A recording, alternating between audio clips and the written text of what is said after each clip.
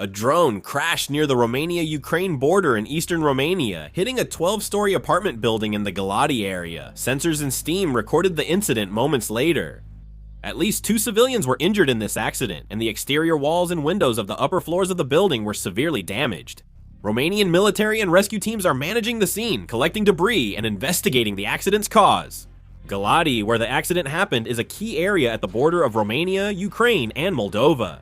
In particular, since it is a key passage connected to Ukraine's Odessa along the Danube River, tensions have risen every time Russian drone attacks have occurred. Repeated Russian suicide drone attacks on southern Ukraine's ports in recent months have made Romanian border residents used to air raid warnings.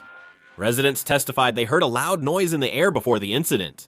The emergency alert system was activated, instructing residents to move to basements or shelters. If evacuation was hard, they were told to stay indoors, away from windows and exterior walls. The release footage shows part of the exterior wall on the top floor of the apartment torn off, black scorch marks, and scattered drone debris nearby. The most sensitive issue right now is the origin of the drone. The Romanian government has not officially confirmed whether it was a Russian-made drone.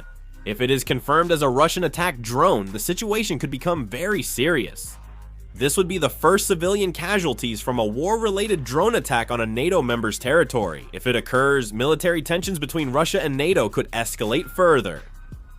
If there is more news, I'll make and upload another video. Thanks for watching.